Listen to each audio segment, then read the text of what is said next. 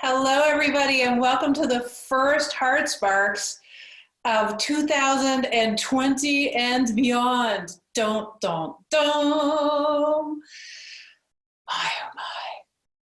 So, everybody, we've got a lot to talk about today, and I want to make sure that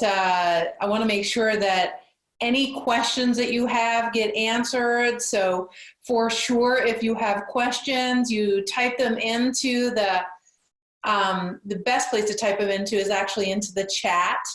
If you want to say hello and where you're calling in from, you can do that too. And I mean, I love to see everybody who's here and how you are and what you're up to and all that kind of stuff. So please absolutely say hi and tell us where you're calling in from. Oh, look, Romania. That's a first. I mean, we get lots of places all over the world. I've been to Slovenia, so we get lots of people from Slovenia.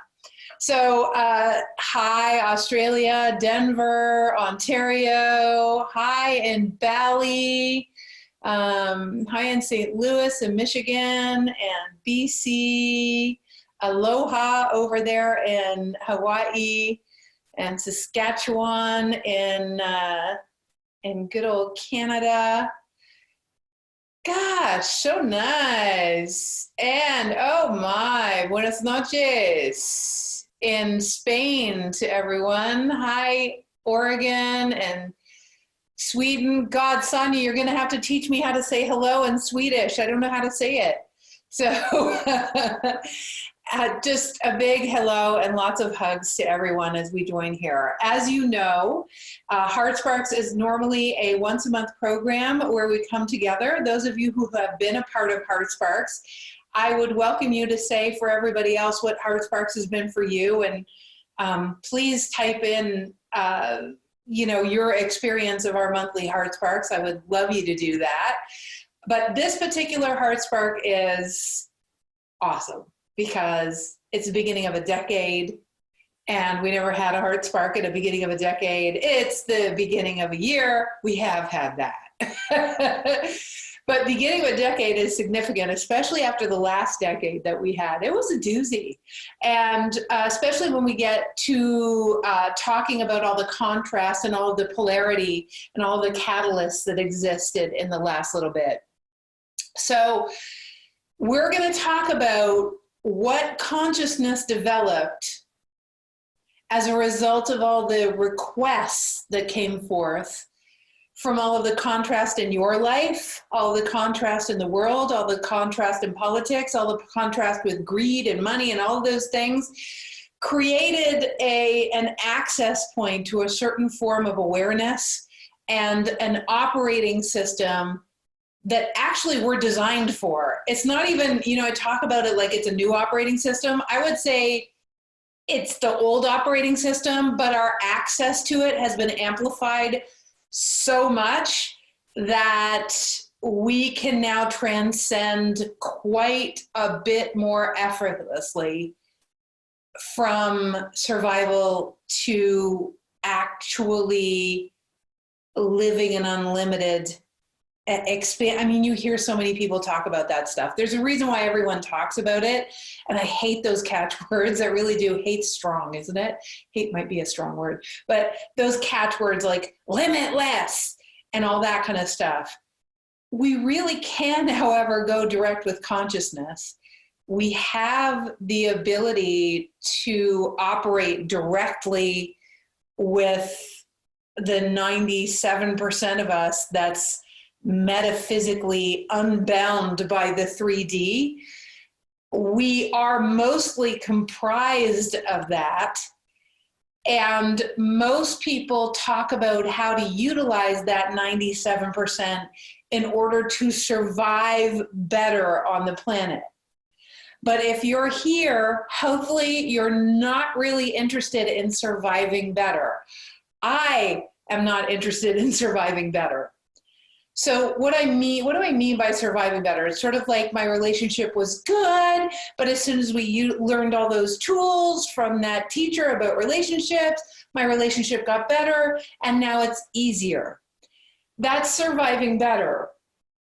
when in the realm of the 97% of you, there's a level of love that's available and a level of finding a playmate where you get to dance and sing and play with someone who is your marriage of the hearts, and it's deep. And the way to interact with someone like that and have a relationship that, you know, contains that much love and it gets expressed is not the same as just learning how to communicate better, although it's wonderful to learn how to communicate better. So that's what I mean about surviving better.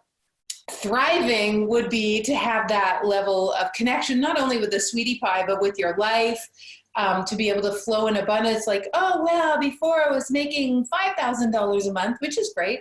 But now I'm making $10,000 a month and I'm good. That's surviving better. What I'm talking about is you don't even see any limits to the difference between making $2 million and $50,000. It's not really, there's no delineation. It's literally just a flow with consciousness and understanding how to do that. And it's all based on an operating system that's been hiding in plain sight.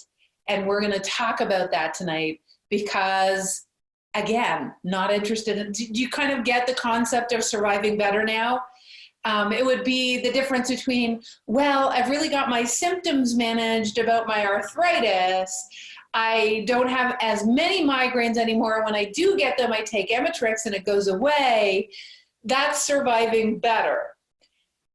What I'm talking about is going direct with consciousness where there are no limits and the resources of the universe are available. And instead of meditating every day, you become a walking meditation so that you live in that degree of fluidity. Meaning, with your health, you would transcend your familial genetics, because in the world of epigenetics, if you studied that at all, if you haven't, don't get all caught up in like, oh my God, she's talking about something I don't know about. Don't worry about it, okay? We'll post some things from Bruce Lipton and you'll catch up. But in the world of epigenetics, you can completely transcend your ancestry. How cool is that? But it requires the operating system that we're talking about tonight, right? So that's where we're living. Where we're living is not in the DNA you were given. It's in the upgraded DNA such that you're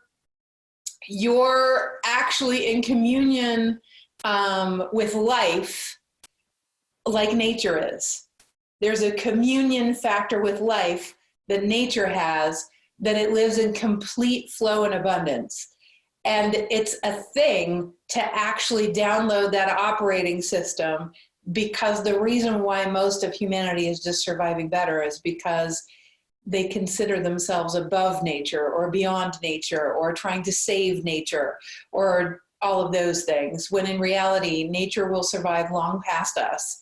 And she will kick us off long before we annihilate her, because there's so much more wisdom and flow there, and we're a part of that, but so many of us are not hooked into that. And it's a thing, okay? It's a thing. Does this all make sense to everybody? Are we good? Are you picking up what I'm putting down? Yeah? Okay, cool. You know, it's so funny. I'm looking at myself on the screen and I'm thinking, wow, you know, given how I looked about 10 minutes ago, it's almost like I went from the surviving operating system to the thriving operating system in the last 10 minutes. And we should have done a before and after picture. So, all right, you guys, everybody breathe. Everybody breathe. Let's bring in our greater wisdom. Let's bring in, you know, all of the stuff that's just on the precipice of our knowing. Let's bring in, you know, whatever beings we know are part of our, whatever wisdom we know is part of our multi-dimensional aspects, all the stuff that's sitting in the field. Let's bring in those that connect us with the field and the parts of our biology that assist to connect us to that wisdom.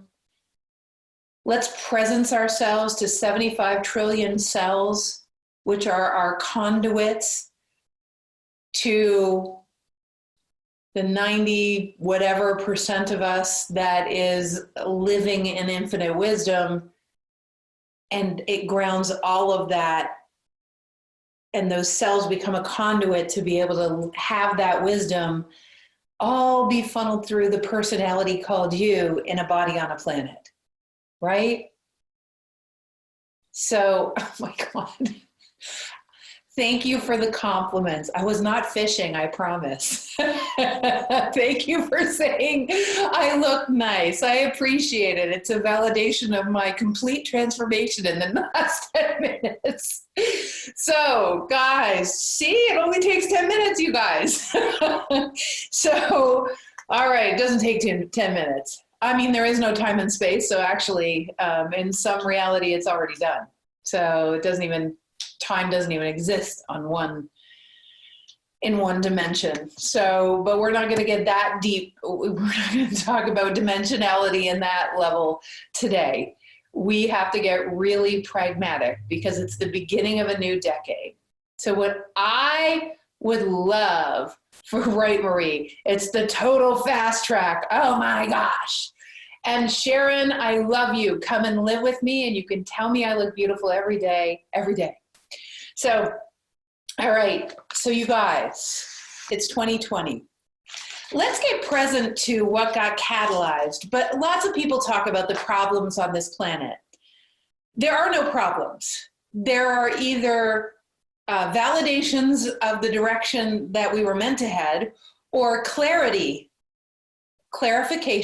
about the direction that we could head. So it's either a validation of the truth of who we were meant to be and the direction we were born to be on, or events in this world are catalysts for change. They are clarifications, catalysts, showing us what is so that we can get a greater idea of what it is that's desired. There are no problems. The only thing that stops the fluidity of the change that's possible is when we get so depressed or down or feeling so crappy that we actually don't even feel like getting up in the morning. We certainly don't feel like being an agent of change. We feel like things are hopeless. Has anyone felt a little bit hopeless over the last year or two? Last week or two, for that matter? Has anyone felt that way, where you start looking at what's going on in the world or in your life or in your family, and you just start feeling like, well, what's even the point? Because what I want to say about that is that, so everybody breathe for a second. I'm going to breathe a lot. What breathing does is it brings you back in your body. That's why they use it so much in yoga.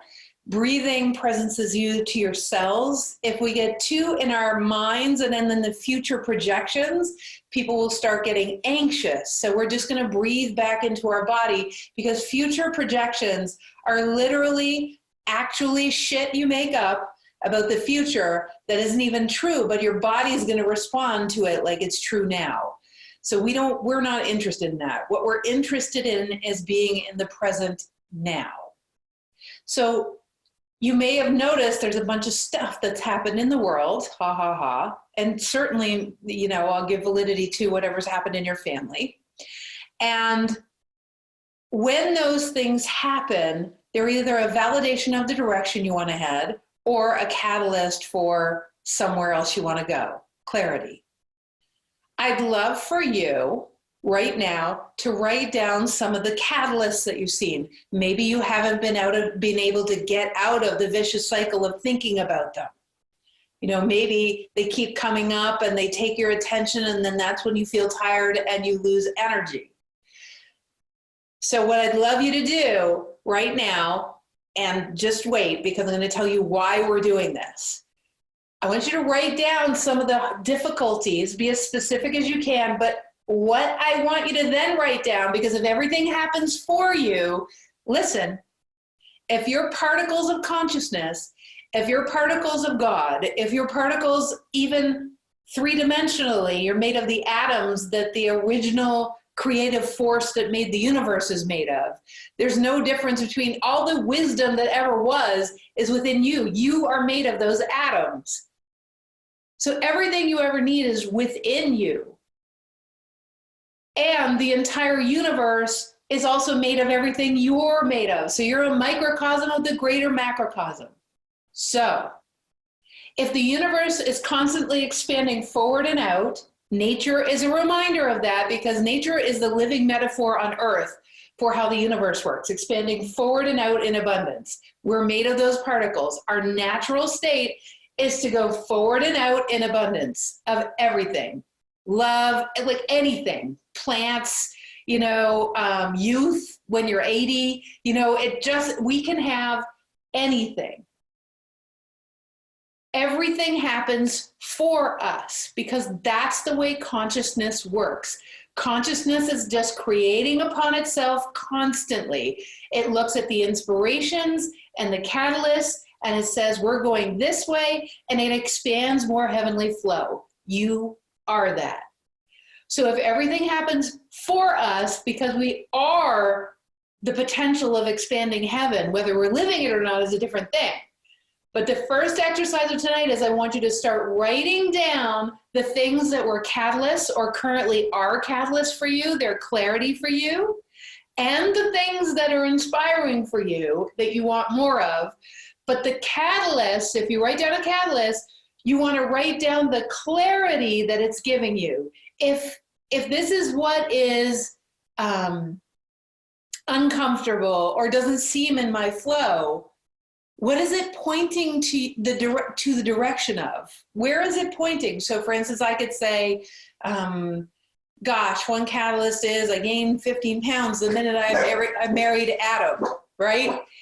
And then the clarity could be, well, it has to be therefore that there is a body that would have me feel like a biology that would have me feeling more vibrant and alive and with more, let's say,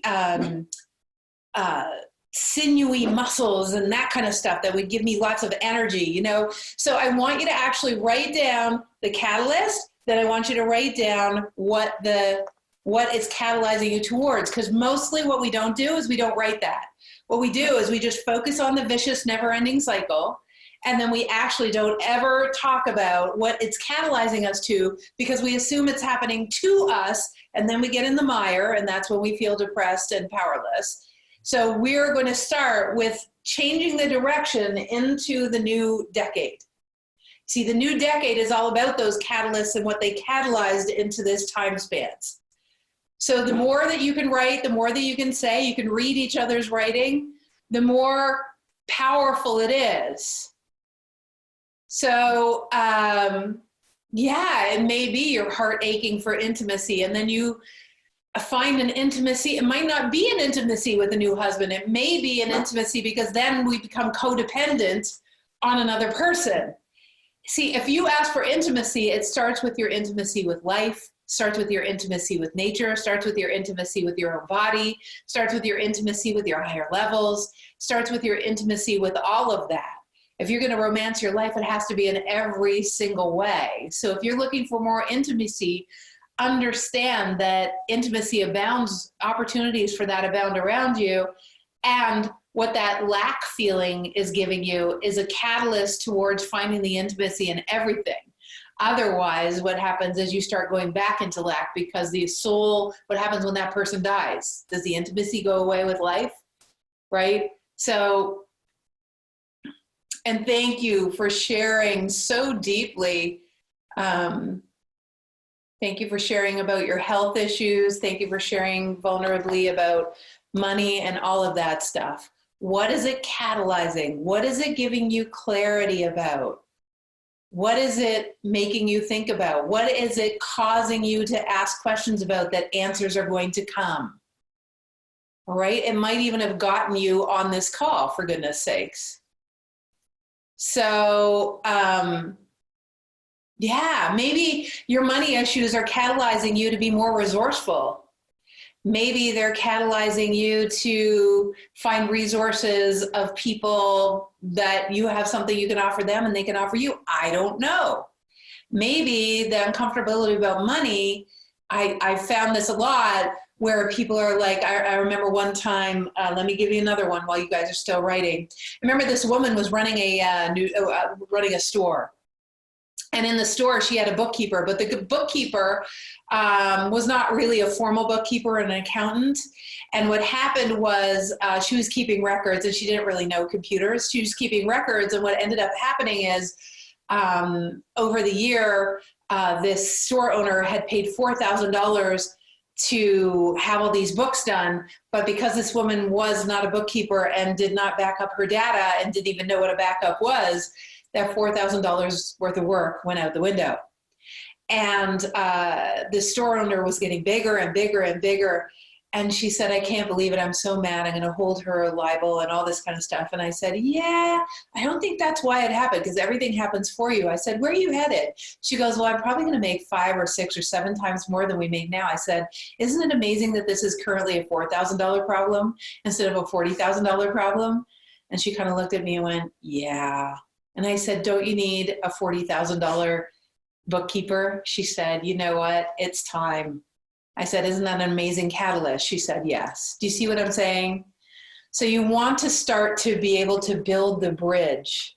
So thank you everyone for sharing so much. We're going to start in that energy. We're going to start in the going from that decade where all that stuff happened to this decade where we get to language what we're being catalyzed before.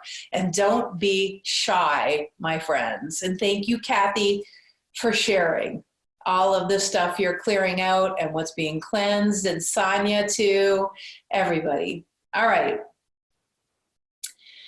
Everybody breathe. Just take some time to read a few posts.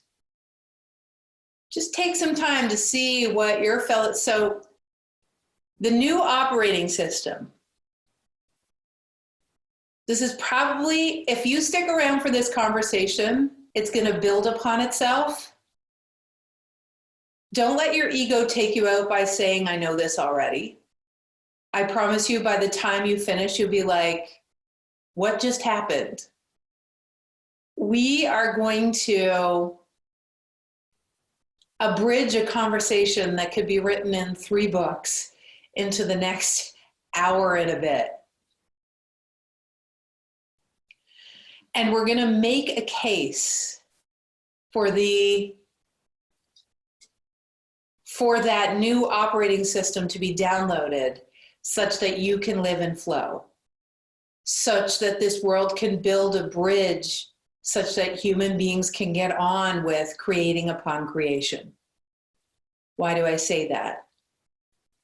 Because one of the things that I just got catalyzed to as I read Kathy's post, because she's such a, very connected, lovely human being, is that we're not on this planet. It's not about you. The operating system is based on 3 premises.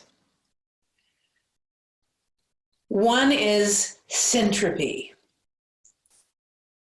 So the first premise of syntropy means that no one is an island, and we're not on this planet. Even if you're right now listening to this call, you may think to yourself, well, I'm on this for me because I'm struggling and it's so hard.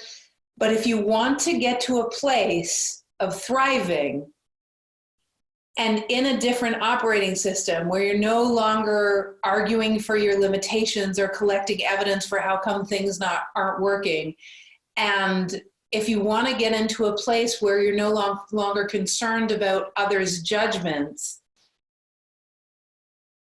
you're gonna have to understand the second aspect. I'll explain syntropy in a second, which is that the entire universe thought you were a good idea. Meaning, if we all agree that we are mostly made up of the space between the atoms, we're made mostly of dark matter. About 67% of us is made of what physics would call dark matter that they don't even understand. That's why they call it dark matter, because it's dark to them. There are quarks and waves and frequencies that we are made of that comprise, some people would say 99.39% of us.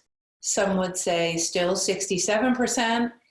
But whatever it is, it's the majority of our beingness lies in the space between the atoms where the resources of the entire universe live. Where the nonlinear, some might call miraculous, can happen. So if that is so, we really become the dream in 3D of that metaphysical consciousness. We're the dream of that consciousness. And then, based on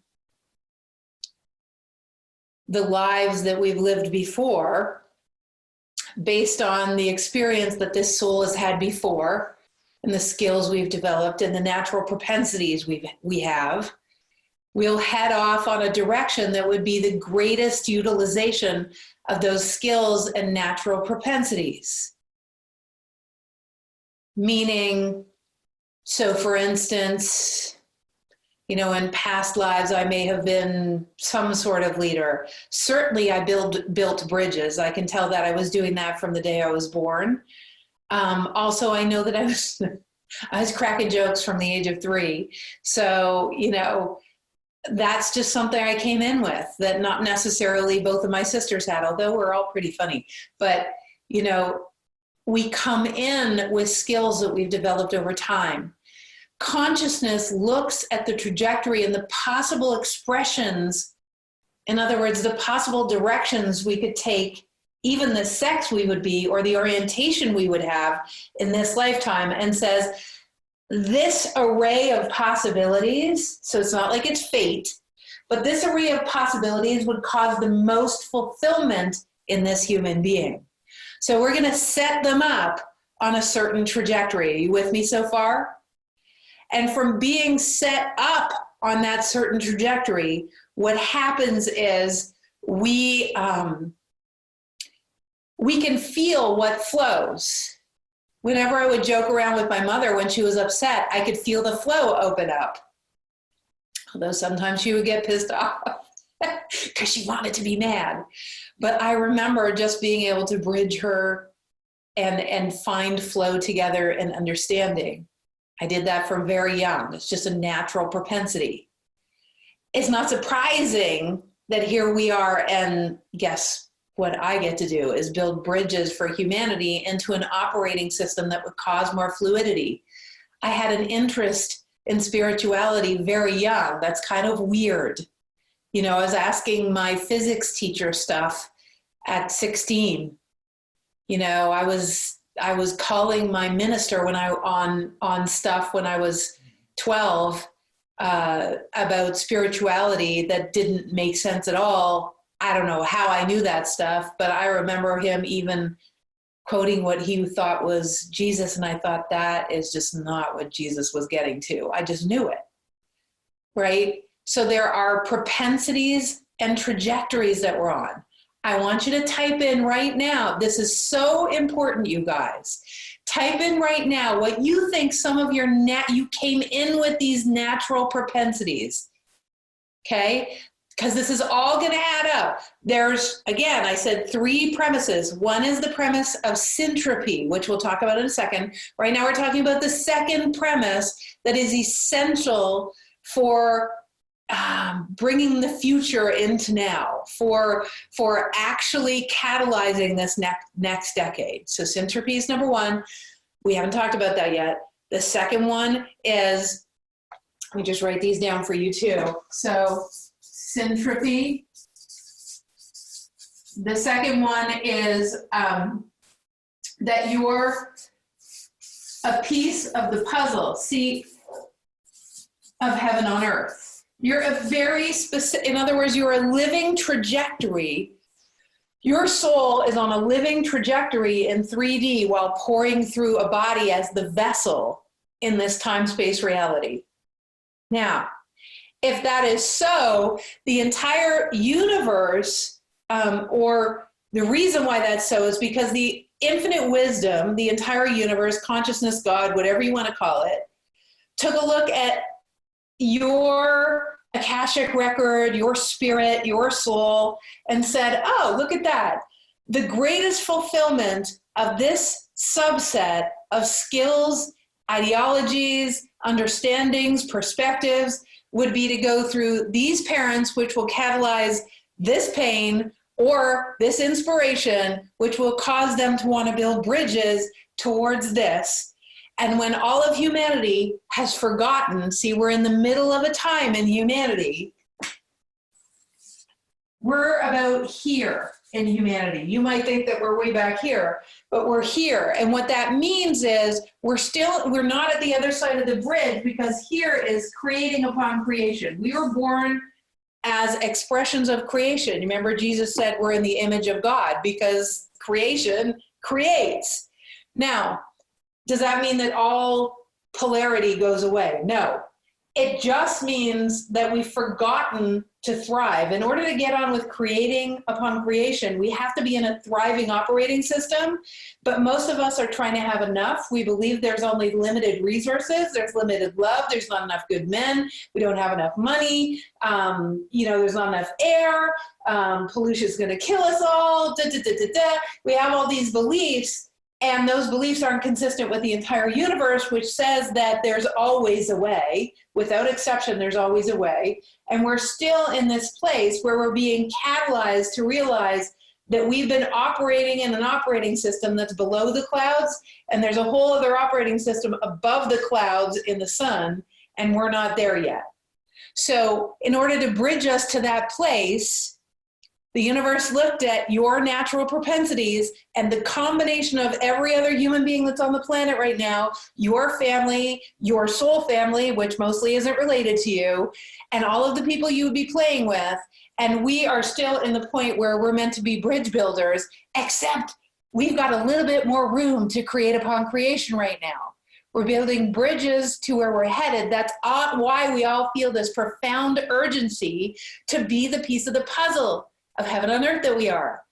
Because for the last several thousand years, we've been asking, based on the contrast of wars and raping and pillaging, for a world that's a certain way, that's based on a cellular knowing that we were designed to create upon creation, but we just got so caught up in survival that we forgot. Now we've forgotten how to even use the operating system. So we're remembering now, and my job on the planet is to assist you to remember and actually remember, make it a member of your body, that operating system. That is why I was born. That is my piece of the puzzle, to be sure. Because I get sent codes and visions all the time, and my job, I wish I could download it all to you all at once. But unfortunately, in a time-space reality, I mean, I figured out ways to, we're now going to be using pictures and sound and all sorts of stuff to help it come more profoundly. But it's a thing. So is everyone picking up what I'm putting down? Does this make sense? Right? Are we on it? Are you getting it? Are you understanding where we're heading? Because this is a really important premise, that you are a piece of the puzzle of heaven on earth. Without exception, I don't talk to anyone within my sphere ever that I don't know that they're a piece of the puzzle. If you talk to my staff, they know, annoyingly, that I'm a relentless champion for the truth of who they really are. And it could get frustrating sometimes, because I am like, oh no, you're coming. I know, I can see you, unfortunately for you. But also, the best friend you'll ever have is someone who sees you and remembers you when you forget, honestly. So you might want to write in right now, please do. right in, even people who've taken flight school might say that. It's like, yeah, she won't let me go back. There's no going back. She is a relentless champion, and I really and truly am. So write in who some of those best friends are, the people that see you for who you are when you forget, the people that compassionately and lovingly, just write those names in. Again, we're activating this year. So by you writing it down and you thinking about it and not just being in this workshop like, oh, I'm just going to placidly inactively be here. So even if you're listening to the replay, I want you to have a little book. You're going to write this shit out, okay? So because what you're doing is you're saying to consciousness, through your action, not through your intention. Intention is so overrated. The universe at this point in our evolution is looking for action. So write down those people. You might even want to put them in your, planner to call them tomorrow to thank them for being that person. Just shout them out. Say their names, right? So, thanks, Angela. So you guys, piece of the puzzle of heaven on earth. I think hopefully everyone gets it to some degree. You've been in many other lifetimes. Even if you don't believe that, you have natural propensities. You've seen the children that come forth and they can play Beethoven at 3. You have propensities, you have ways of being, most of which we will not get into. That's more of a flight school conversation. But the gift that you are, usually you take for granted and you think it's not that big of a deal. So what are your natural propensities? What are you really good at that you notice other people aren't, that sometimes they thank you for, right? Okay, so your piece of the puzzle of heaven and earth. The entire universe considered all beings that would be here right now, looked at the totality of all the pieces of the puzzle, looked at the big picture of the puzzle, and the puzzle's ever changing because people die and people come forth. So it's an evolving puzzle that's multidimensional, that keeps creating upon itself to build bridges such that humanity can just get on eventually with creating upon creation, that we don't have to meditate the rest of our lives in order to be in connection with all that is, because if you're a creator, you're embodied as the meditation. You're a walking meditation. We forget that. We meditate because we think, oh, that's how I get my connection. But remember, the ultimate goal of meditation is to be embodied as the walking meditation. You don't have to do that anymore. You do it for fun. You do it for play. You do it just cause, So, all right. So the last one is a secret. No, it's not a secret. The last one, so the first idea is syntropy. The second is that we're a piece of the puzzle of heaven on earth. These are the premises of the operating system. The third is that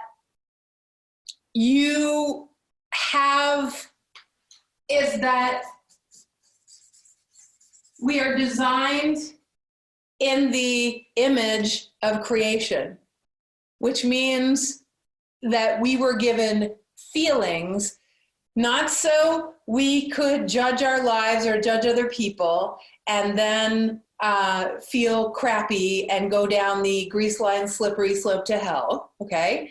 We were given feelings so that we could be either catalyzed to what inspires and what would be our greatest expression. Remember, this also assumes we're designed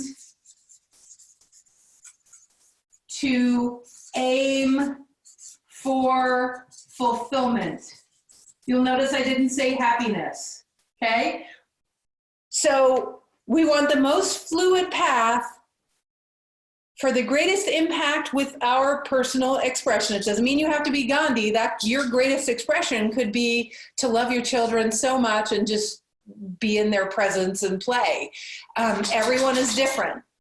So it's fluidity.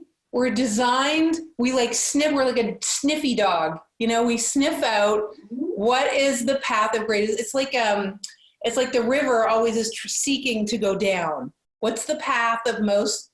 It's seeking the ocean, right? It's seeking the lowest point. And so we're constantly seeking fluidity and we're aiming for the most fulfillment.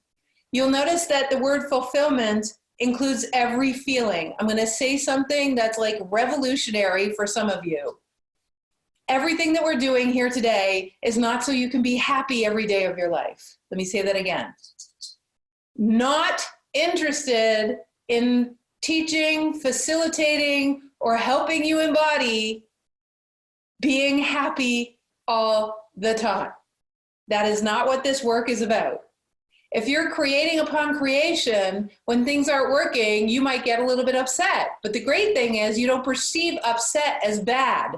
The issue is not the emotions you have. The issue is the judgment of the emotions. See, when you start embodying to the degree that is possible, the operating system for a thriving humanity, what happens is you see upset, even the dog right now, right? The dog yawning or whatever, which is really cute. And it might have broken up the energy for some of you.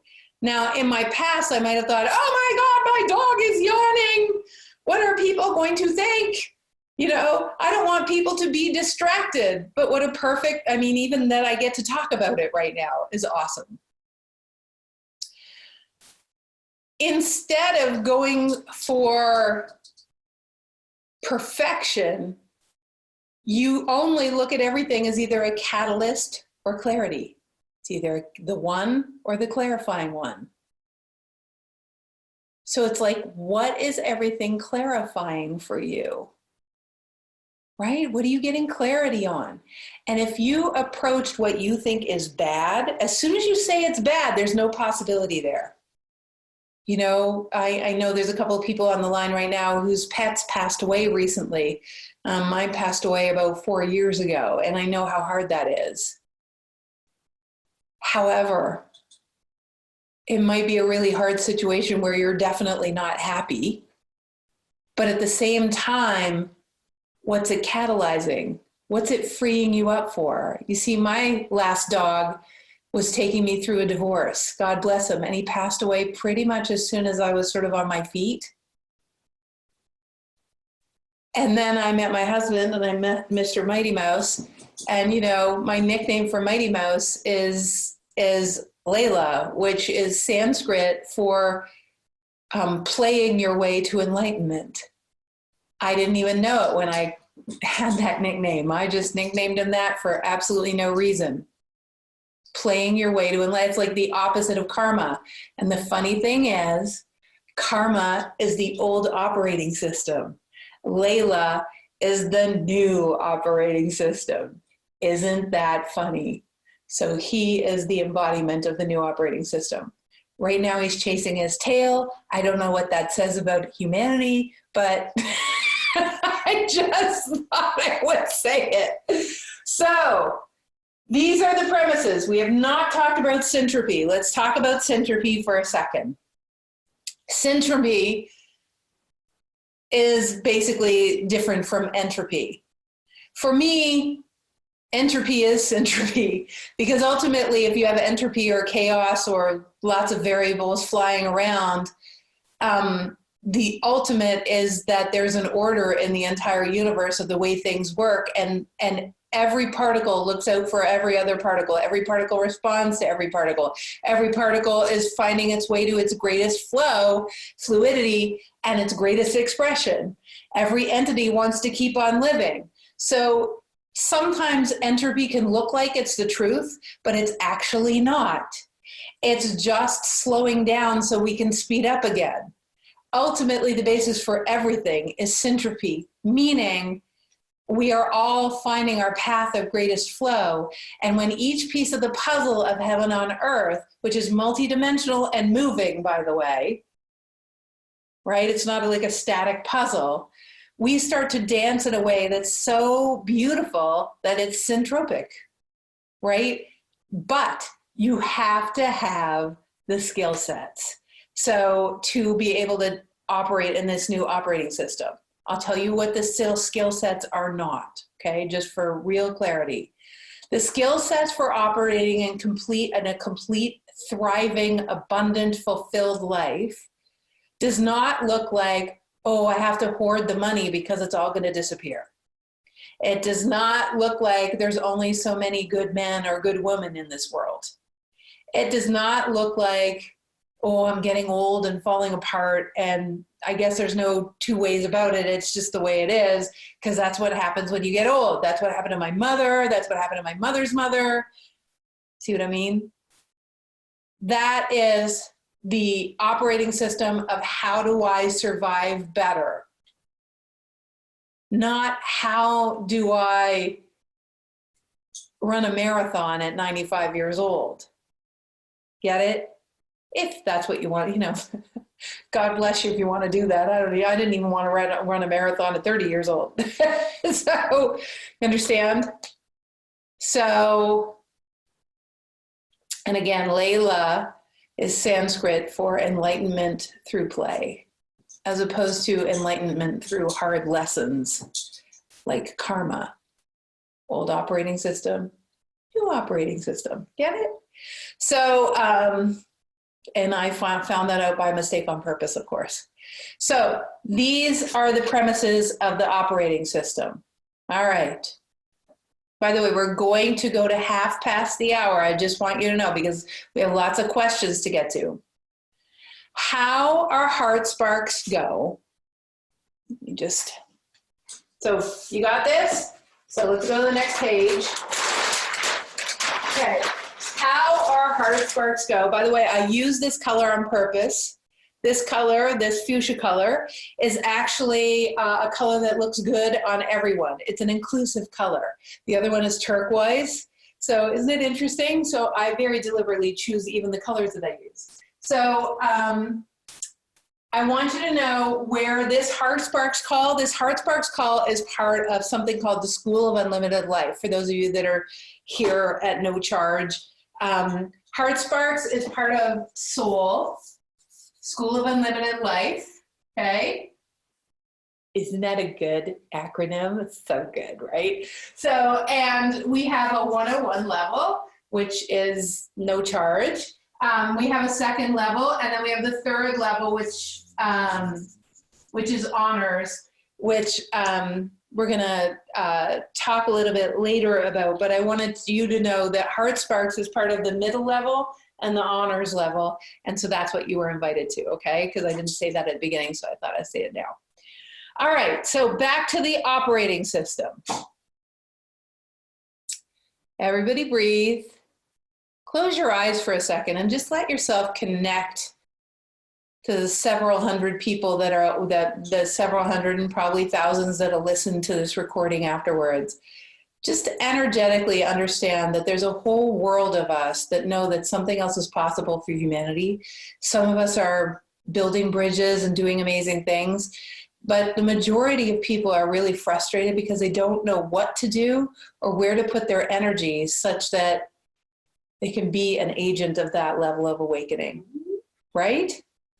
So just join with all the people that are feeling the heart's calling no matter where they are. Allow yourself to like join hands all over the world. We've got people from, Romania. We've got people from Bali, people from Australia. God bless you in Australia. My goodness, there's a statement from nature if I ever heard it. We've got people from South America, North America, Europe, Africa, all over the world. Just join hands and know that the thing that joins us together is not our nationality. It's this heart's calling. That's a nationality unto itself. It's the heaven on earth construction crew nationality. That's our nationality. We don't, it's borderless, right? So yeah, it's the soul tribe of the heaven on earth construction crew. Right? So we're just being called. We're on a certain part of the bridge. All right. So let's take this a little bit further. Let's take the conversation a little bit further.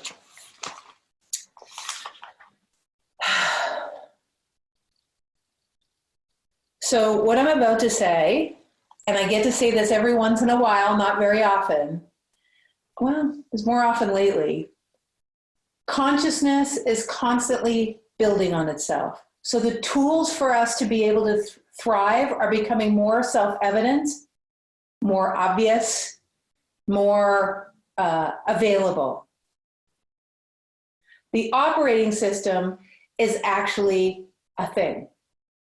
It's a metaphysical paradigm that can be uploaded by the human body through the DNA, using specifically the junk DNA, using also the pineal gland, which is the portal to the other dimensions, and using your, let's say, soul's willing to be vulnerable to the entire universe, the choice to be vulnerable to the entire universe.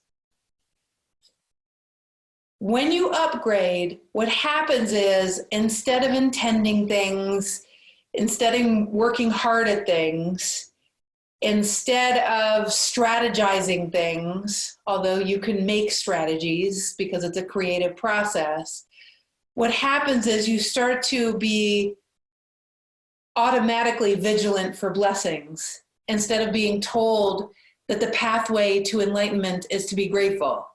You just see life as a blessing. It becomes your default way of being. Some people already have that, but there's so much more to it. The next is you embody the level of abundance, okay? I'm activating this within you because I want you to understand the difference, because we can get sort of lazy and arrogant about this. We're headed a certain direction and it's not gonna stop, you guys. So the more ahead of the curve you can be, hence why we do Heart Sparks and get out of your own way, the more we're gonna do well. So putting language around it is gonna assist. I want you to look, so for those of you who asked questions earlier about abundance, I'm just gonna activate a part of the operating system around money and flow and abundance. So everybody breathe for a second. I told you earlier, I shared that nature embodies a certain operating system. Now, let's create another assumption. We're made of the particles, the atoms, from the original atoms that ever were.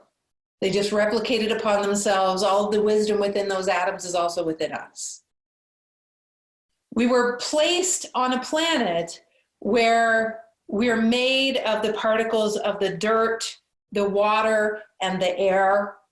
The dirt is basically dead plants, dead trees, dead flowers, dead animals, dead bones, and it gets munched up by little whatevers, little bacteria, and it ends up formulating through what people eat, because what they eat is grown in dirt. Even if they eat meat, the thing that the cow eats or the chicken was originally made of dirt. The dust from the Sahara makes its way across to North America and across to New Zealand and across to everywhere. All of the dirt from everywhere is picked up from winds that go up into the air, that go into rain, that then rains upon all other parts of the earth, not to mention the oceans touch every single, body of land. And then we drink that water, and our mothers and our fathers ate, drank, all of that. We're all made of what each other is made up of. I remember my father actually I never talked to him about this stuff. It would freak him out. But I remember my father sitting across from me at dinner and literally saying that to me. Like, I don't really believe in God, Jennifer, but I really believe that, I think we're all connected because we're all made of each other's stuff. And I'm like, wow. Smart dude. Wonder where I got that. Maybe I got that idea from my dad. So who knew? God bless him. So abundance. I want you to think now. We're made of all of that. I had to set you up because I want you to be in the frame of mind that we are of nature. We're made of the same thing that trees are made of. We're made of the same thing as a rock is made of, in different proportions, but we're not special in nature, okay? We're just a part of her. And here's how she works. She breathes out oxygen. We breathe it in and breathe out CO2, and she breathes that back in. There is a state of ridiculous abundance that keeps you alive, and a total state of reciprocity that every day we take for granted, and yet it's just and is. It's a presumption. Imagine if you could relate to abundance in your life from the same place as you relate to oxygen coming into your lungs and those trees using it up and spitting it out, so that trees don't judge us for not appreciating them. But I'm going to tell you, they spit out a lot more. There have been studies that have shown they spit out more oxygen when we actually acknowledge our relationship to them. There's a beauty about that. That is abundant flow. And money, vacations, all of those things, life operates, the more you enjoy, the more in the currency of the universe goes, oh, okay, let me process that and send you back another thing to enjoy. Oh, I really enjoy this. Oh, I'll send you back to da-da-da-da. It is the same as breathing air. Does this make sense? Now, to embody that is a whole other animal. But the start is to activate the idea that it's even possible. But first we need an analogy that already exists in nature, because ultimately the new old operating system that we forgot because we've been surviving instead of thriving, the thriving operating system already exists in nature. Now I want you to know, for the rest of the year in Heart Sparks, everything we do is going to be sort of Druid-like, Incan, Mayan, looking at the science of what they talked about so that we can fully integrate with the already existing. That's why so many things are happening on the planet right now. Mother Nature knows that we're not operating within the thriving system. She knows that we're going contra the very system that she created for us that would allow us all to thrive. She knows that because that's where she lives, and everything constantly grows. Even everything things will come back in Australia too.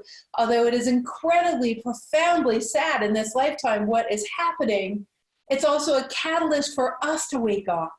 She will go on. And if we don't come to this operating system, she's going to kick us off. But in the meantime, the cool thing is, she's not thinking about that. We don't need to think. What we need to think about is, how do we get back in sync with that level of abundance? It's about the cycle of reciprocity that is constantly, constantly expanding. Right? And we absolutely do get to do it together. That's the beauty. The trees are already doing it with us, and they didn't need to be asked, and they don't need to be appreciated. But I bet you appreciate yourself some trees right now, huh? So yes, that is absolutely the activation for the abundant flow.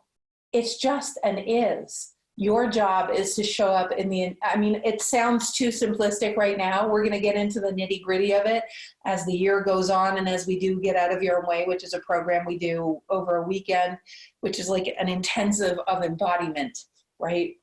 So, all right, next. Here are some of the issues that have come up because of what's been catalyzed, the stuff that you guys wrote down. You got to know you're not alone. The stuff that you wrote down at the beginning of this workshop, right? You wrote down all of the things that were catalysts, the stuff that you perceived was really uncomfortable or wasn't working, or you were upset by it or whatever. And then you wrote down what it was catalyzing, the clarity that it was giving you, and the new direction it was redirecting you to. Well, imagine 8 billion people on this planet all doing that. each of them with 75 trillion cells, all emanating biophotons containing the contrast and the asking for a new reality. And then we come into a new decade, which is a numerological, metaphor that everyone buys into, such that it catalyzes a new possibility. So this operating system becomes even more paramount now. But what gets catalyzed? One is that the speed at which we move through the stuff that doesn't work in our life is faster like crazy. So you'll notice that analyzing things and excavating things is getting really tiring. It's getting boring. It's sometimes taking you down that slippery grease line slope to hell, and you can't get out of it very easily. That's because the technology that's available in the new operating system allows you to transmute hundreds of things at a time. That's what we do at Get Out of Your Way, okay? So what I'm activating right now is that possibility. Like, how is it possible? I want you to start opening your pineal gland to the answer to the question, how is it possible that hundreds of patterns that don't work for me can be transmuted and I don't need to know about them? Anyone who's a therapist right now is probably going mental because it's like, oh my God, my job is disappearing. But it's not, I promise you. As you embody this new operating system, it will change the way you work with people. Promise, cross my heart, worked with so many, spiritual leaders and therapists and all sorts of people. It's not that. It's just exciting. That's all it is.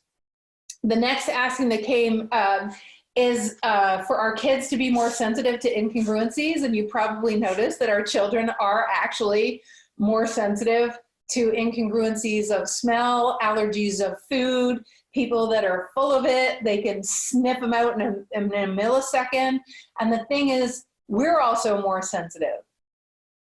So that means our bodies are more sensitive. Our bodies are more sensitive to things that aren't congruent with the direction that we're going. Our bodies are also more sensitive for taking them for granted. So in other words, pushing them.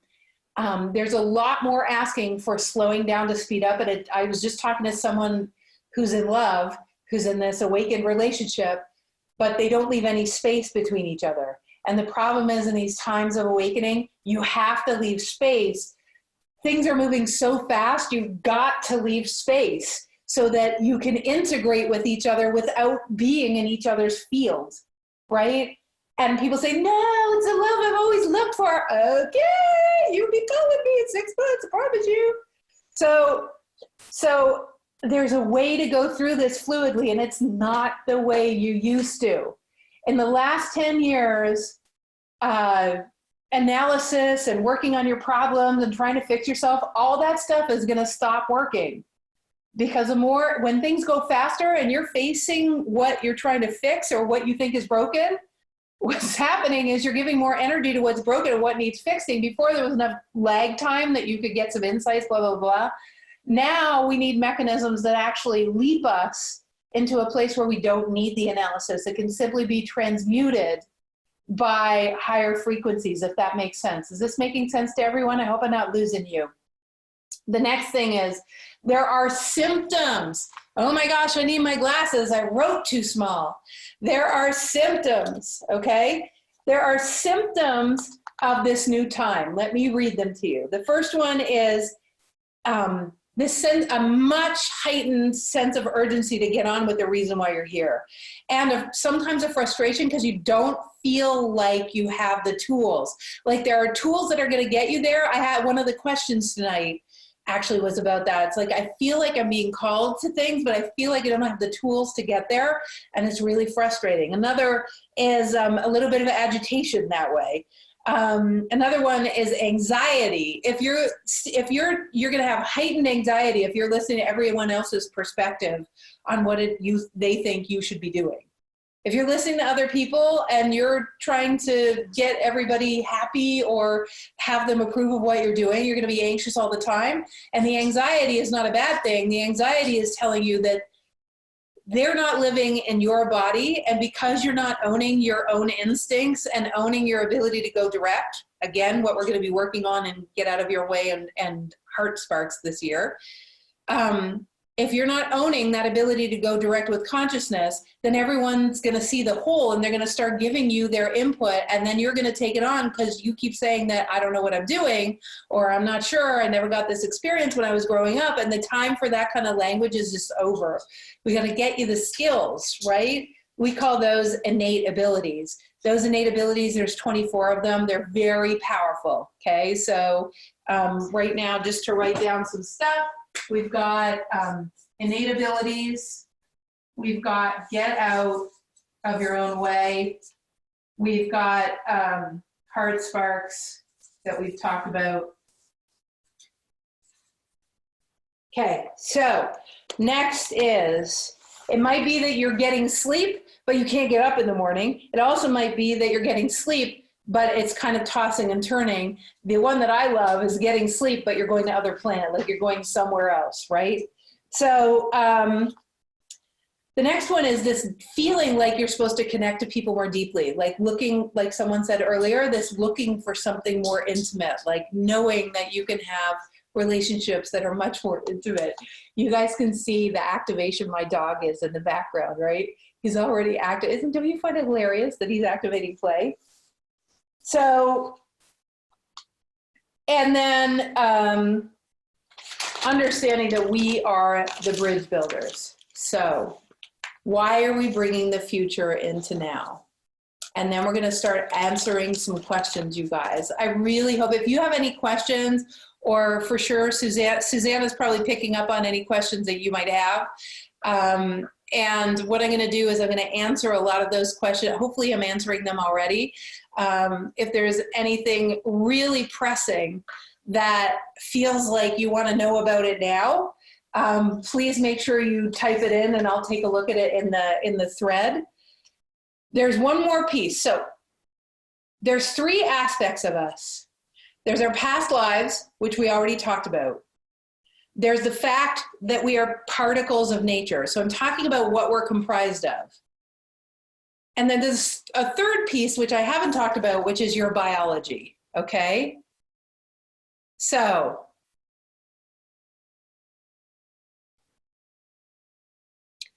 our biology is formulated to be a conduit for greater wisdom, an expressor of advanced abilities that would allow us to dance directly with physics instead of with other humans, because that will just be limited. Then we'd be constantly living out our history, and we're creators, so we're not designed to live out our history. So if you're constantly trying to survive, you're just recreating history.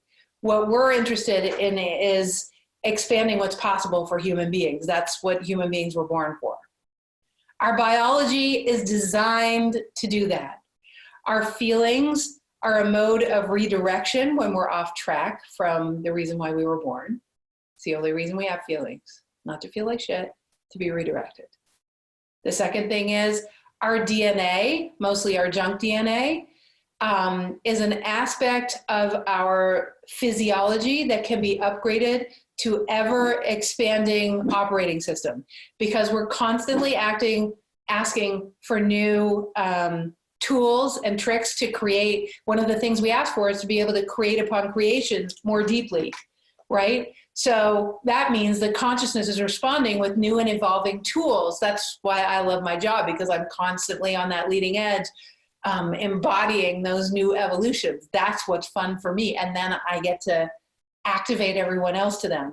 Our biology, including our pineal gland is a doorway to the other dimensions. We have a left and a right brain because on this planet, in order to catalyze creation, we have the illusion of duality. So the left and the right brain, we've got the right brain that's expansive and full of ideas and creative, and the left brain that's very logical and, kind of plotting and does things in 3D, but we've got this corpus callosum bridge.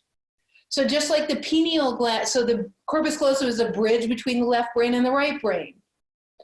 Our cells have receptor sites that receive information and nutrients from the body, and those receptor and proteins and all sorts of stuff. And based on what gets received, you're either going to thrive or you're going to be trudging along. And your body is another conduit or a redirect to a different way of being, right? Which is why we teach the essence technique, which is the last in this list. So the essence technique allows you to understand what the body is redirecting you to. You understand? So you've got three aspects. We've got that we're part of nature, therefore, so when we talk about nature, that's all about, when we talk about nature, I want to draw this for you because it's always more poignant when we can see pictures. Nature, think of that like the flow that we're in, okay? Then we talk about our biology. Our biology is like the conduit for heaven to earth, okay? And then we've got this beautiful aspect of us that is our past lives, right? Which give us our natural propensities. So in a time-space reality, we've got these past lives, and these past lives basically give us our skills, okay? Our skills. When you add all of this up, it looks like we're meant to live in flow with a biology that allows us to embody the skill sets of creation itself as a human being, and we develop skill sets within the illusion of a time-space reality, and that is the recipe for thriving, okay? That's how we do it. The operating system is how do we take the past lives and skills, right? So one of the innate abilities that I love about myself is the ability to see who people are and what those gifts are. And some of you can do that too, right? Sometimes we can't do it for ourselves. So it's taking the natural propensities and putting into language that our body can create the biochemistry. It's learning how to flow in a body on a planet with the cosmos and with the sun's cycles and the moon's cycles and the cosmology of the universe and the rotation and all that kind of stuff, not in a really complicated way, in a very, very simple way like the Druids did, except in a new world sort of way, in an updated way, and have our biology be in constant state of going direct, downloading, and being able to flow directly with all of everything that's happening. Is this making sense? So it's okay, Kara, you're catching up. So let's see.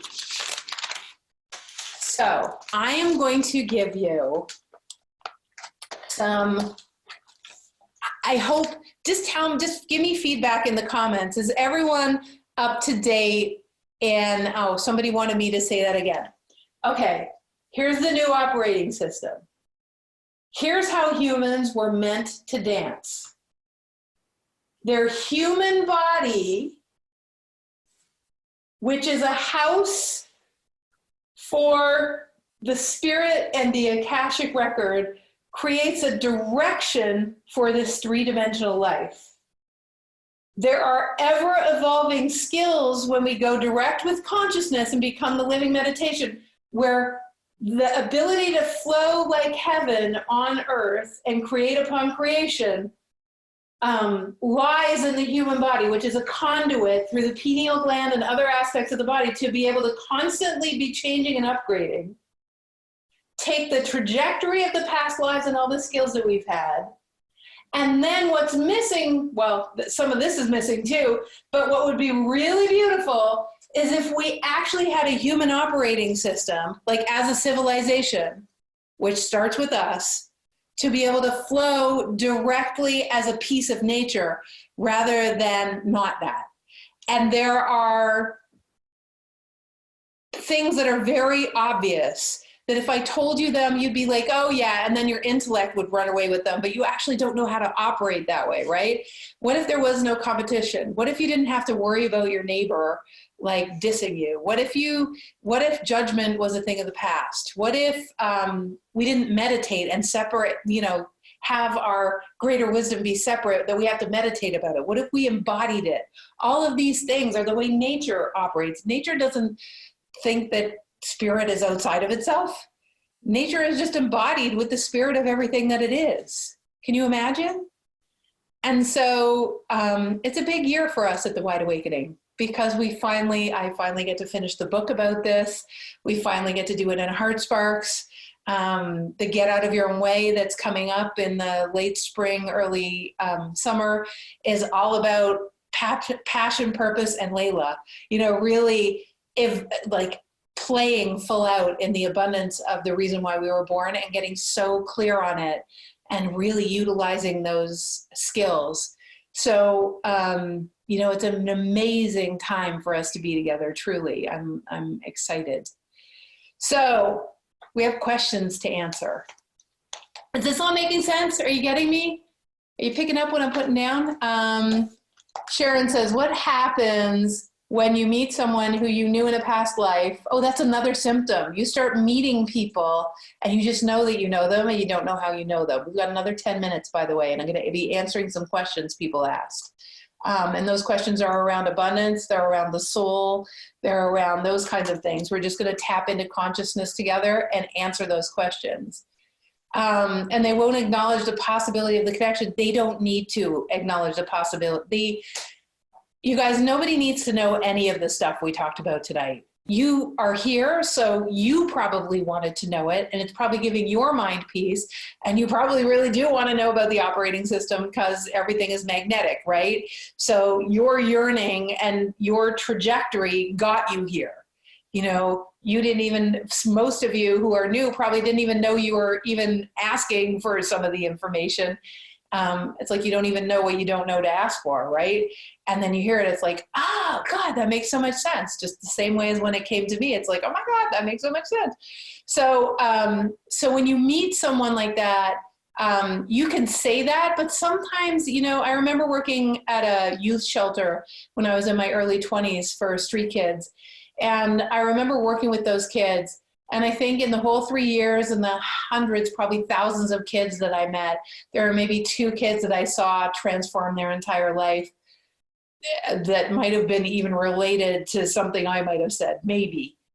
Think of it, thousands. But I've heard from people afterwards, don't underestimate what you said to a few of those people. You may never see the results. You've just got to know that something you said kind of catalyzed something. So I want you to know that, Sharon, sometimes, when we're all about the me, we want the other person to get it now so that we'll feel comfortable. But this is not about your comfort. This is maybe just about catalyzing a particular knowing for them that is going to come to fruition when they're 75. Who knows, right? So, and they may not need to know, right? It may just be for your own validation and your own confirmation. So, and Kathy is saying, I've been so much more connected since I've been clearer and cleaner of toxins and sugar and all that kind of stuff. Of course, because it's not because of the food specifically, although it looks like it, but think about sugar, wheat, dairy, all of those are in fast foods, meaning all of those are in foods that we eat when we're not full of the truth of who we are. When we're full of the truth of who we are, oftentimes you don't even feel like eating. You don't want to. You don't care to. It doesn't even occur to you to eat. And sometimes what you eat is something really, really light. Food doesn't become this thing that makes you feel comfortable anymore because you're coming more into yourself. So even the energy that's projected on the food matters, right? So my sweetie is home. Hold on, guys. Go see your daddy, Leila. Okay, so yeah, great comments. And if there's anything else, I'm glad everyone is here too. I'm glad you're all here. So, all right. So if there are any more questions, make sure you type them in, but I'm going to get to the questions so that we can get to our, yes. So let me tell you what the questions are all about for tonight so that you know what we're going to be talking about. So the first question is Kathy P, who says, I spent so many years standing behind someone else and not getting on with my life. It's time to shine my light, but I'm having difficult doing that. How do I do it? That's the first question I'll be answering, okay? The second one is, why do body symptoms show up? And in this particular case, Jenny's asking about heart palpitations, but it could be migraines, it could be anything. I think we'll save Wendy's for next time. It's about, for our next call, that one's about people that are on the spectrum and why they're here. I think we can talk about that next time because it'll fit in with the next topic anyways. Becky asked about money, and we already, I'm going to say a couple more things around abundance, but we mostly answered the question around how do we get into the flow. I want to actually, let me partially answer that. Let me answer the other part of it now.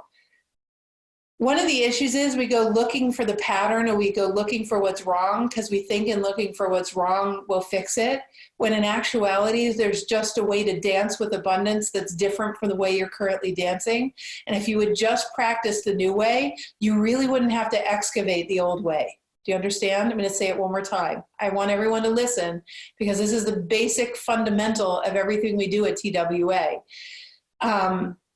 When you get to a higher frequency, the old patterns start to transmute at a pace and with an ease that's way more powerful than by trying to look for the pattern. It's at this point in the new operating system, the old operating system is going to courses that fix you. The new operating system is learning how to operate in the new operating system and practicing relentlessly those new ways until they become so natural that the old patterns transmute in the wake of the beauty and the higher frequency of the new level at which you live. Do you understand? And so that's why we're relentless champions of the new ways. So, and then Jazz asked the difference, which is going to be my favorite answer, between the soul and the higher self, which then Jackie A asked, then how does the spirit fit in? So can't wait to answer those questions. Now we're going to answer those because I know a few people have to go just in a second, but I want to let you guys know before we get to the Q&A that for those of you who want to continue the conversation, which I know, and I'll make this really short, but for those of you who want to stay on Heart Sparks, like you want to continue in Heart Sparks and you've never been here before, the School of Unlimited Life is where Heart Sparks lives. The School of Unlimited Life, there's basically 3 levels. There's the 101. Thank you, sweetie pie. Behind every great woman is a man making her a cup of tea with a Did message you hear on that? the cup. Oh, my... No. That's for you. Don't broadcast that. Okay, sweetie. You have to turn the cup all the way around. I love my husband so much. So, see. So I wanted to tell you how this all works.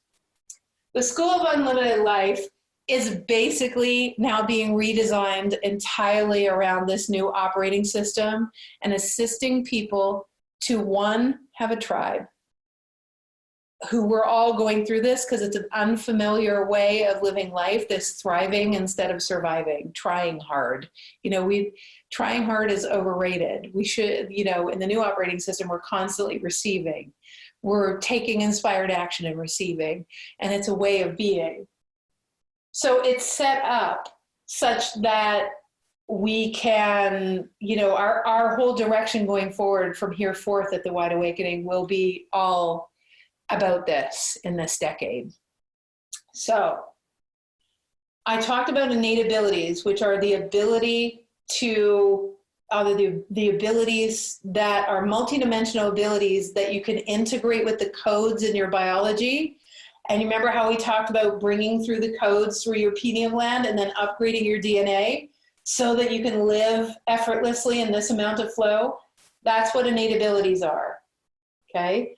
Get out of your own way is about being really clear on the patterns that aren't serving you and transmuting, showing you how to transmute hundreds of them at a time. and doing it in an intense experience where you just free yourself drastically. So that's get out of your own way. And the next get out of your way is about passion and purpose while in Leila, as opposed to karma, the new operating system. Heart Sparks is a way to join your tribe, ask questions, which we're about to answer. People usually submit them before, or they'll do them, they'll ask them while we're talking, right? And usually we'll bring some people live. We didn't have time for that today, but people have questions live, and we'll bring them live, and we get to work one-on-one together. And so these things are all part of the third level of soul, called the honors level. And the honors level basically includes the first 6 of the 24 innate abilities. Get out of your way, which is normally $555 if you do it online, or you can come live for half price. So I will work with you directly if you come live. We only have 20 people in the room, and that's it. And it includes the monthly Heart Sparks. The reason I'm talking about this particular level is because, to me, it's only $55 a month. You save 82%. So I share this with you because it goes beyond that. You also get the 12 dimensions of DNA and 30 days of activation. So there are activations that get your left brain and your right brain to agree, so there's no conflict in your physical body. You become a much more amazing magnet. So I say this to you because at the beginning of the year, not because I'm trying to sell stuff, but because I am literally managing the heaven on earth construction crew and wanting to find the people that, like, really putting it out there for the people that know that there's something more. They want to live in that degree of fluidity, and they're ready, and this is what they've been waiting for. And it's like, yes, go, I'm in, right? And so it includes all of those things, plus the couple of things that I just said. And in fact, I don't know, Rob, if you can bring up the page for that. I don't know if it's possible for you to bring up the page for School of Unlimited Life. But the thing that's different is that if you join the honors level, it goes to January 15th at midnight if you want to join. We are also including a 2020 Vision Quest, a 2.5-hour workshop that's worth $200 that we're going to do with everyone who's in the honors program. So even if you're in the bachelor's program and you want to upgrade, you can email Susanna at divineorder@thewideawakening.com, and she will show you how to upgrade.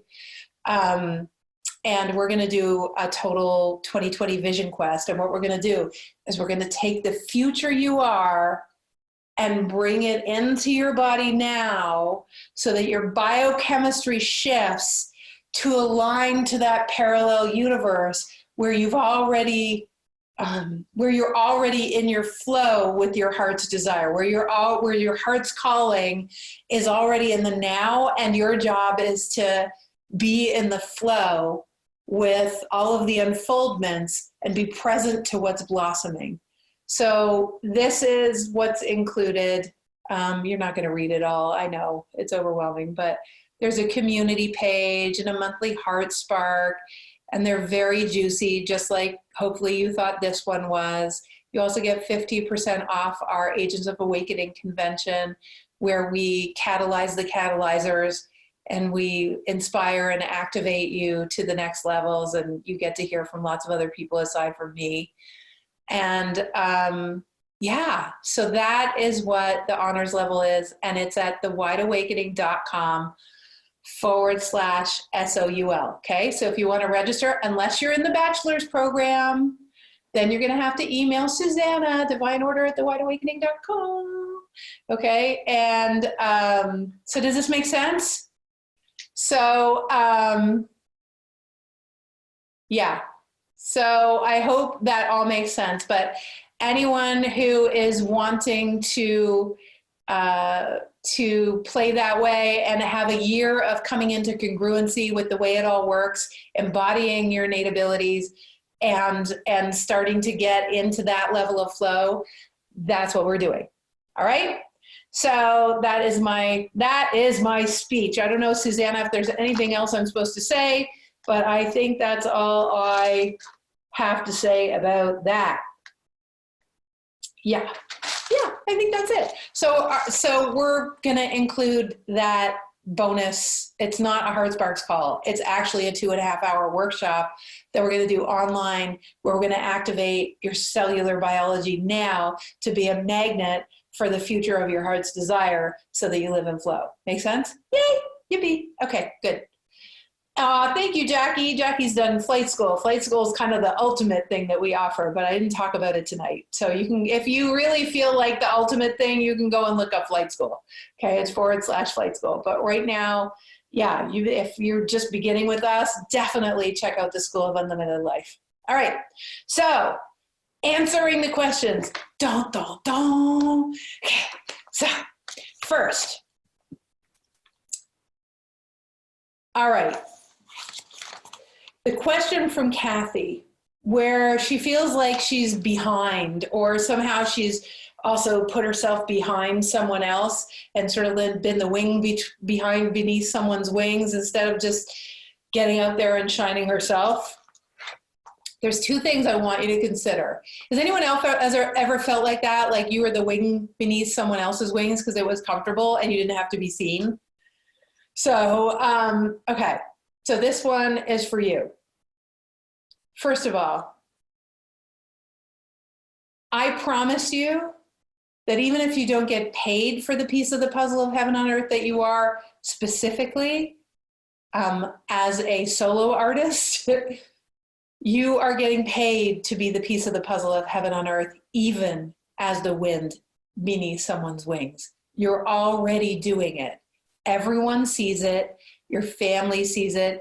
So the first place to go in order to build a bridge is to understand you can't not be the piece of the puzzle of heaven on earth that you are.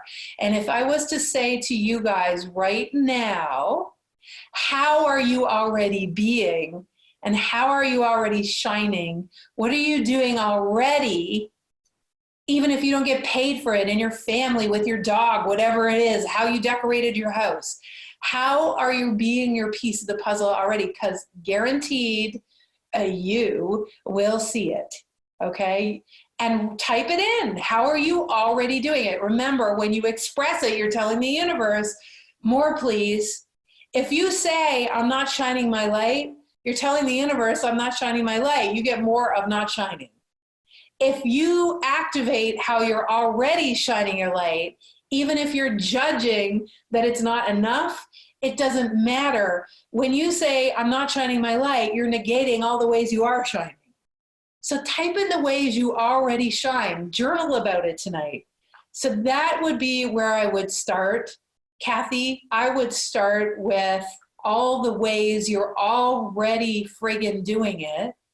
And then there's a little tool we learn in both Get Out of Your Way and Flight School.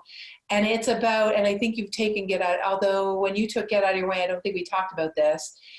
It's like dancing directly with consciousness. We start to dance with what's presenting from a place of total neutrality. So we don't judge what's presenting. It might not make sense at all, but when you start to learn what consciousness is bringing you without judging what it's bringing you, you watch how you get nonlinear results that don't make any sense. You with me? It's a thing. We'll talk about it over the year. So I think you're in Heart Sparks. If you're, yeah, of course you are, because you asked the question. So people in Heart Sparks get to ask questions. Okay, does this make sense? Is that helpful for everybody? It's a way to start. So the next thing is Jenny was talking about heart palpitations. And I want to talk about physical symptoms in general.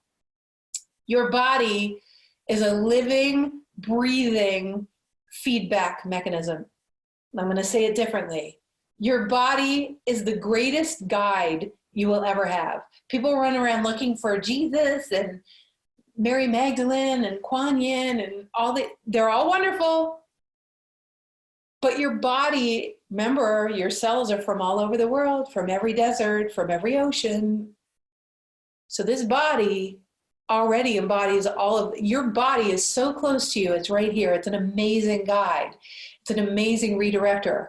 It is constantly communicating with you, Jenny. So heart palpitations are a feedback mechanism. Now, what heart palpitations say to one may not be what heart palpitations say to another, but in this particular case, one of the things that I saw for a few people with heart palpitations is that when they start getting overly excited, or when they start having too much fun, or when things start flowing too much, they start eating things to bring their levels down, that bring them back down to earth. A lot of those things they're sensitive to, like cheese or milk or coffee or whatever.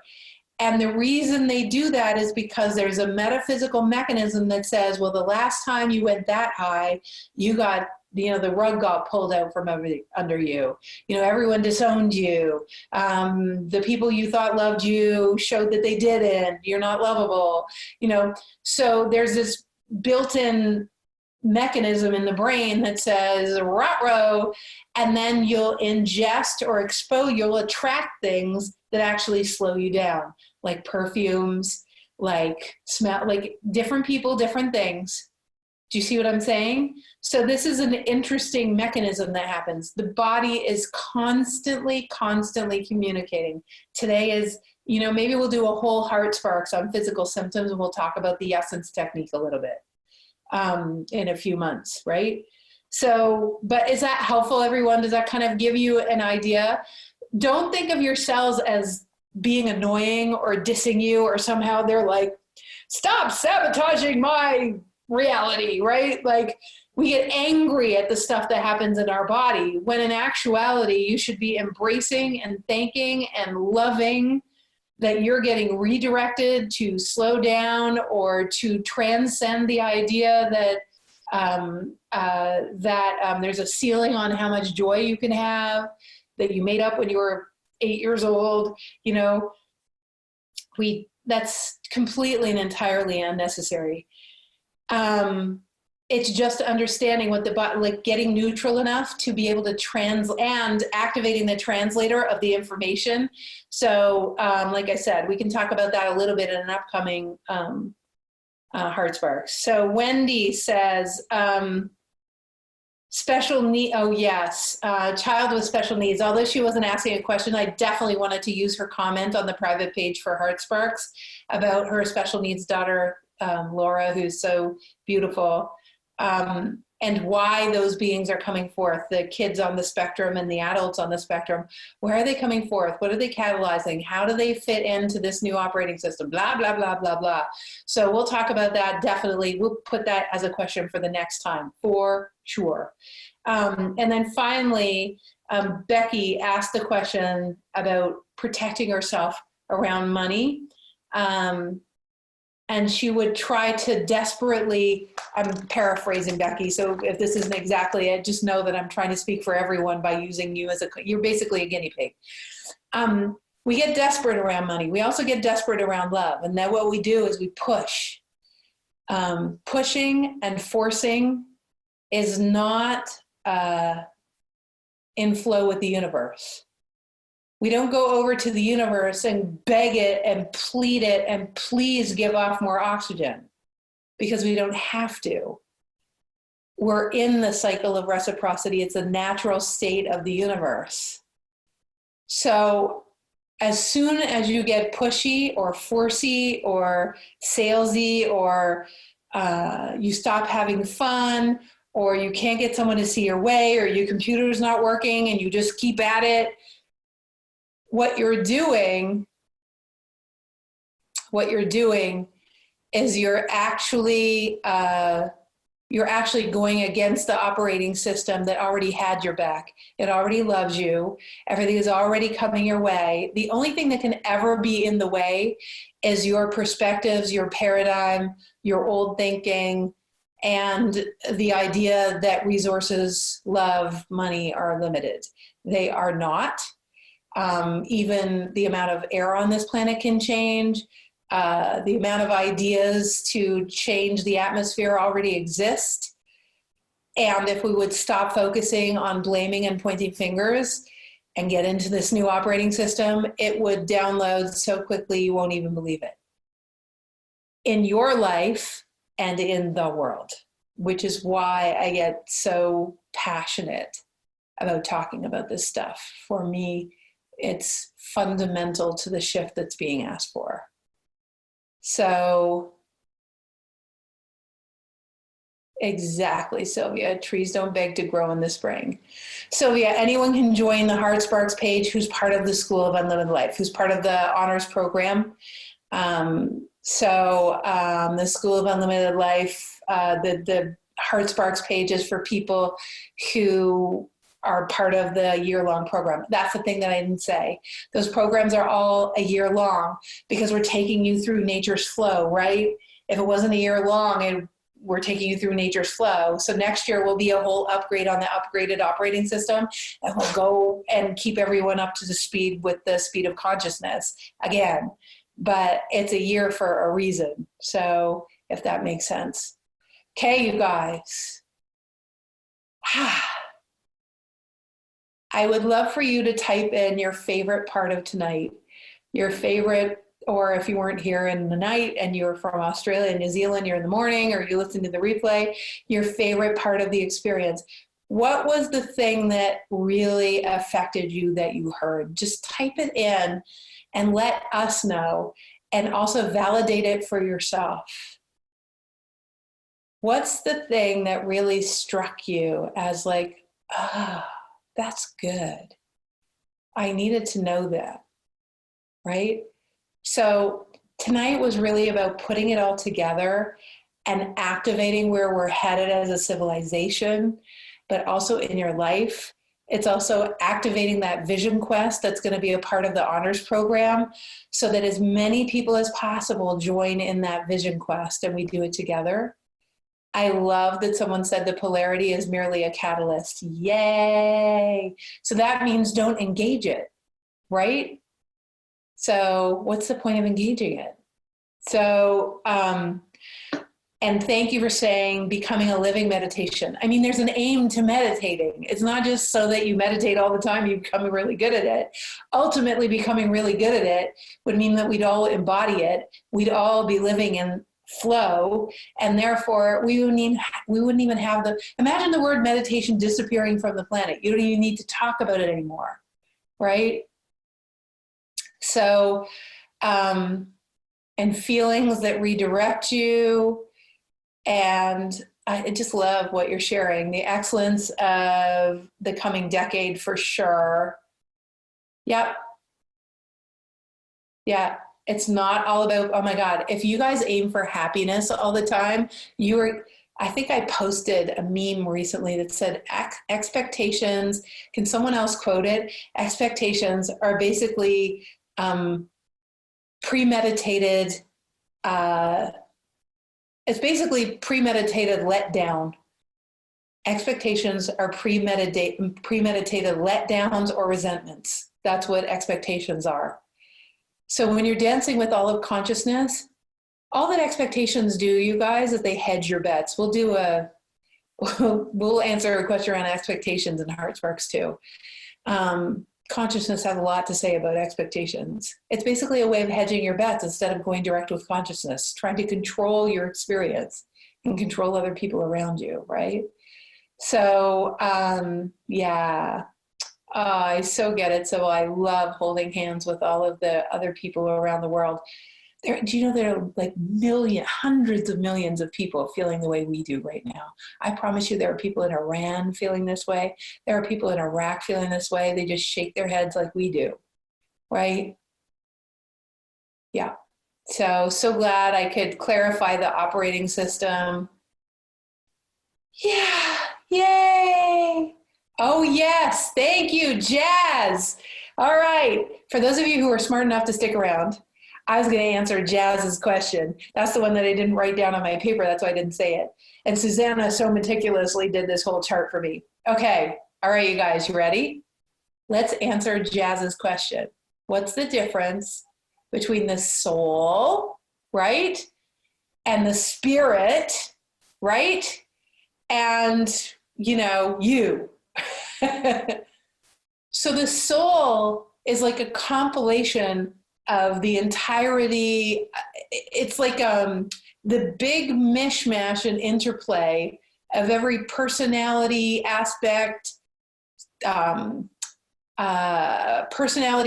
like funniness, or natural propensities like scientific or mathematical or more social. You know, the soul is like this entity that houses the history of the evolution of who you've become. Let me say it again. The soul is, and by the way, if someone has left the event and you know they should be here to see it, hear it, make sure you call them back. So imagine that the soul is this like collection of the history. It's like a collection of the trajectory, okay? All right, so that's the first thing. What is the spirit? The spirit is like the essence that gives life to the human body. So it's that which animates the human body and brings the soul into the body. It's like the spirit is like the animator. It's the essence of you, right? The essence of you in the moment. So your spirit could change from, you know, your spirit sort of evolves based on the teachings of your soul. You got it? So, and the last part of the beautiful question that Jazz asked was like, what about the higher self? So the higher self is a whole other thing. The higher self is an aspect of you. By the way, all of these things form, you know, we even talked about, you notice none of this is about your body. Your body is not you. Your body's just a house for you, right? So the higher self, imagine, you know, we talked about the body is a conduit. 99.139% of you, it doesn't matter, it depends on who you talk to, but just a lot of you is mostly in the field of all possibilities with all of the resources of the knowledge that's ever been, okay? And all of the ability to connect all of those resources to design something that you could never even imagine, right? So all of that wisdom comes through the body, through the conduit of the body, through the receptor sites that receive biophoton packages of light. That's why you have 75 trillion receptor sites. That's why you shouldn't take your brain so seriously.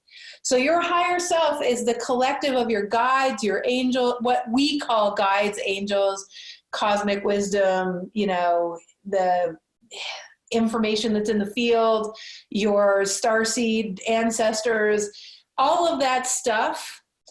We have named it with human names when in actuality they are more essences and trajectories and collectives of information that we've given a name to make the mind more comfortable, but truly they're just energetic aspects of you, okay? And you get to receive all of them. So your higher self is all of that wisdom that's available to you. Does that make sense? So they're all very different things, okay? They're all extremely different things. And thank you, Vanessa, for your kind words. And Cindy, my God, it's nice to see your face. So, and you're welcome, totally. So does that all make sense? Now, why would you need to know that? Well, I mean, you probably don't, because in the end, all that really matters is that you bring all that stuff together through this physical body and use it in order to create upon creation. And you learn all the operating system and you get the wisdom from your higher self through the conduit of the body, combined with the spirit that you are that brings the soul and the history of you through the natural skills and propensities, so that we can all fly forward and be the piece of the puzzle of heaven on earth that we are, knowing full well that the universe has orchestrated the perfect other pieces of the puzzle because it has an awareness of all of us. So isn't it amazing that we all get to sing and dance and play together that way? So I hope this makes sense. And I hope that you're, you know, it gives you a sense of also the kinds of questions we get in Heart Sparks. So finally, I just want to say, for all of you that are going to be joining Heart Sparks through the honors program, you're going to get to do that get out of your own way. You'll be able to do get out of your way. You'll be able to have the first 6 innate abilities. You'll be able to be in Heart Sparks for the next year. You'll also be able to do the most important 30 activations that open the portals to this new operating system. That's a part of it too. And like I said, it's 82% off. Plus we're going to do that. For me, it's just essential that we do the Vision Quest for 2020. So, which is a $200 workshop for 2.5 hours. And we're going to send you out a little questionnaire before, so you start to get clear before we even start. It's going to be super duper juicy. So, I love you guys. Thank you for being here. I hope you got good stuff. I hope it gave you perspective on life and perspective on our trajectory moving forward. I hope you got out of that sense of lack of hope, if that's where you were. But don't, that can be momentary. These are times where we need our tribe. Please don't be alone. At very least, be on the playground, coming and play with us. Facebook.com/groups/TWA Playground. But that is wonderful. And having monthly conversations, this is so key. And then, there's so much more to it that I can't wait to show you. And so that you can get your life in flow and have as much fulfillment and such a rich experience that I have the privilege of paying forward to all of you. So thank you all. Thank you, Kathy. Thank you, Lori. Thank you, Jackie. Thank you, Alice. Thank you, Susanna. Thank you, Sylvia. Thank you, Susie. Thank you, everyone. Thank you, Angela. Love you. And Judy and everyone from all over the world. If I missed you, thank you too. Sophia, love you. And can't wait to see you guys. Miss Shelley Poo, hello, gorgeous. Sonia. So for all of you, I know there might be a couple of you that were interested in that advanced experience. And you can go to thewideawakening.com/flight school. But if that's not for you, make sure you come and play. All right. I love you guys. Big hugs. Thank you. Thank you. Thank you. Thank you, Susanna. Thank you, Rob. You rock. Susanna was in the background answering questions and picking up stuff, and Flight School does rock. And Rob was being our technical person, and we all got to get the upgrades as a team together tonight. Yay! So fun. Thank you, Kara. Thank you, Christy. Love you guys.